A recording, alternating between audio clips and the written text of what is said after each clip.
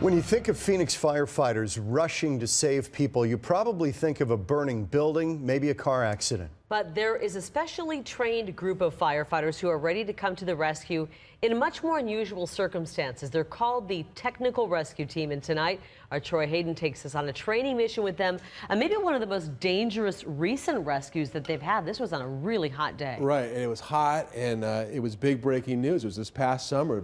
We watched as the Technical Rescue Team went down underground into a sewer to try to save men who were overcome by fumes down underground.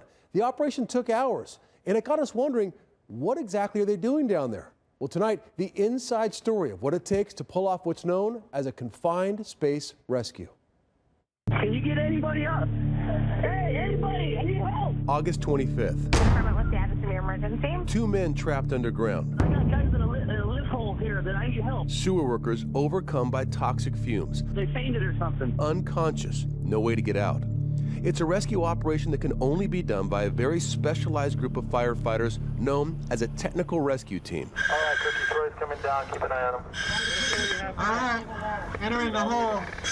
You gotta trust your gear at this point. They agreed to put me down a hole with one of their men. Step on the ladder. To let me see firsthand and show you how they tried to get those 2 victims out of that Scottsdale sewer. Okay, down slow on Troy. A risk-filled operation known as a confined space rescue. Channel A15, confined space incident. As one team hustles to put a large air hose and blower down into the hole, a second team builds a pyramid-shaped platform, attaching pulleys and ropes that will be used to lower the rescuers underground. Just relax that right arm. Yet another team checks the vital signs of the rescuers before they go in.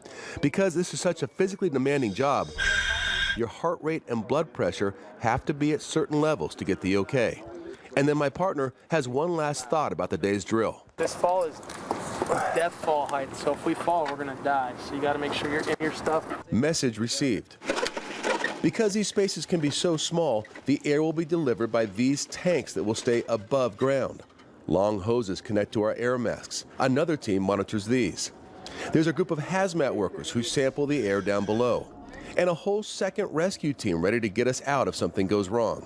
So it's time to go into the hole. We're gonna step in the hole and they're gonna lower us one at a time. They'll send some equipment down. We'll take that equipment and package up the patient. This is pretty intense down here. You're wearing a lot of gear and you're in a very small space. Now in a real call, you'd be dealing with all kinds of hazardous materials and gases and things. I mean, this is pretty hairy work for these guys. All right, so you're going down slow. When we finally get down, we see our patient. So we'll find this patient and we'll do a rapid assessment on him. A dummy in this case, but very much like the unconscious victims often found in spaces like this. 1, 2, 3. It's hard enough to get just yourself out of a hole like this. Strapping this victim down and working him up the narrow escape route is a real struggle.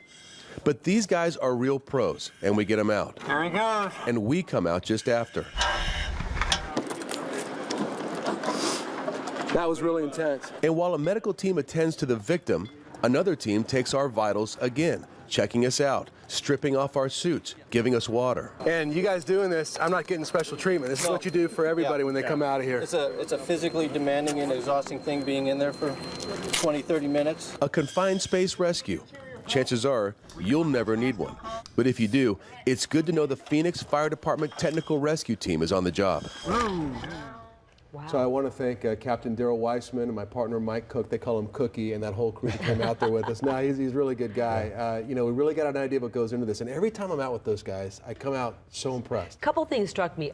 You have to have such trust for one another. The guy up there doing the air. Right. I mean, if that person screws up the job, everyone's jeopardized down below. Well, the bottom line is if any one person screws up their job, you're in a lot of trouble because every job's important. And then they had a whole separate rescue team. That's what impressed me, sitting there waiting in case the first rescue team got into trouble, because who are you going to call if you're in trouble? And in that case in Scottsdale, you had air quality issues down in the hole, which complicates things even more. Right. One man came out, survived. 2 men down in that hole did not survive. Right.